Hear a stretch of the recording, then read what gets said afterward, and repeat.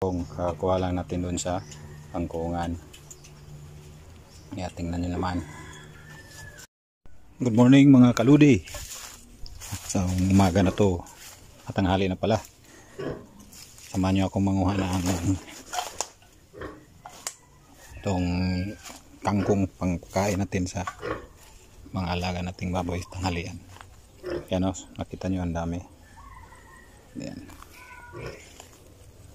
Ito yung ipapa-snacks ko sa kanila kasi 2 beses ko lang ito pakainin. Yan, ang dami, sobrang dami ang lalaki pa. Yan. Pa-snacks natin ito kasi mas healthy yung mga pag hindi laging umasa sa feeds. Dami niyan. Dami nitong unlimited ang kangkong dito yan. Walang tayong kunti para lang pang snacks kanila mga baboy. Yun o, dami. Wala rin kasing mangunguha dito masyado ng kangkong. Ako lang yata kumakain dito ng kangkong. Ayan. Dito na pala lahat mga lodi ang nakakuha nating kangkong kanina. Yan o, binabad ko sa tubig para hindi malusyang. Laki kasi ito yung tab. May gripo naman pag gustuhin natin madagdagan yung tubig. Kaso ngayon wala nga lang walang daloy. So ito bilis lang nila itong kainin. Ito nga alas 11:30 na, pakainin natin sila. Tsaka ang kagandahan nito pag binabad mo sa tubig, hindi yan nalalanta yung kangkong, nabubuhay yan. Yun yung pamaraan ko. Sensya na sa lighting kasi nasilaw yung araw. Tingnan nyo naman to magkano kainin ng bigay natin sa kanila. Tingnan nyo kung gaano sila ka bilis kumain ito.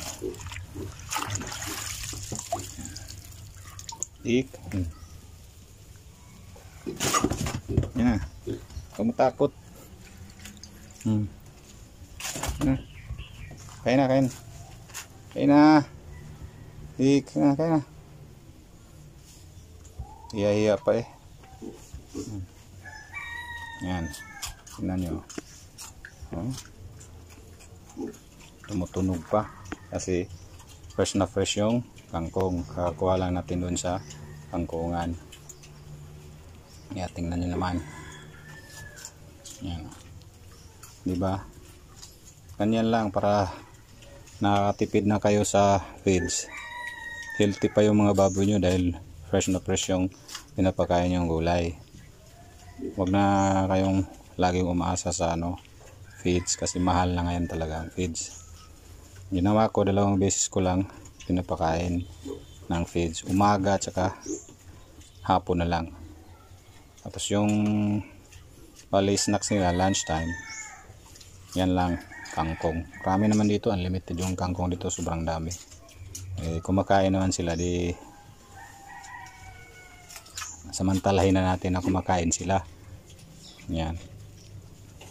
Baka nagtataka kayo masyado pa sila mailap kasi kahapon bago pa lang ito nakuha bago ko pa lang sila nakuha doon sa wala pang 1 buwan itong mga to. Yan. Tingnan nyo naman kung gaano sila katakaw kumain yan. Naubos talaga nila yan, walang natitira kahit isang dahon o kaya tangkay. Iubos nila yan. Basta yung yung kulungan panatilihin nyo lang malinis yan, nilinis. Ano naman itong mga natitirang kangkong, pwede pa ito bukas kasi hindi naman ito malalanta kasi nakababad siya sa tubig. Habang nakababad yan sa tubig, hindi yan nalalanta. Anytime pwede mo yung pakain dyan, pero dapat talaga snacks lang, huwag nyo ipagsabay sa feeds. Ganyan nila yung paraan ko kasi kinakain naman nila naiilang lang yung isa ayaw kumain habang nagsasalita ako. Kaya kung gusto nyong gayahin ng sistemang ito, pwede rin yan gawin. Kasi kumakain naman sila eh. Pero kung wala namang availability dyan sa inyong kangkong, kayo nang bahala kung anong papakain nyo ng snacks sa mga alaga nyo. Dito naman kasi daming kangkong. Doon libre lang. Sa ibang lugar sigurado ako medyo may kamahalan yung kangkong. Ayan. Kaya kung sakaling hanggang ngayon ay nanonood ka pa rin, huwag kalimutan mag-share at mag-follow lang, tsaka mag-like. Yun lang na na ako, masaya na ako nun. Makakatulong na tayo sa maraming nangangailangan dapat tulungan. Tsaka kung gusto nyong tumulong sa akin, madagdagan tong mga alaga ko, maglagay lang ako ng ko sa comment section para baka sakaling may magandang loob dyan na handang tumulong sa akin na makabili tayo ng pangdagdag na alaga para marami din tayo matutulungan.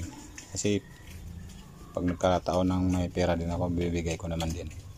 Maraming salamat mga lodi. At dito lang po muna ang update natin. God bless you all.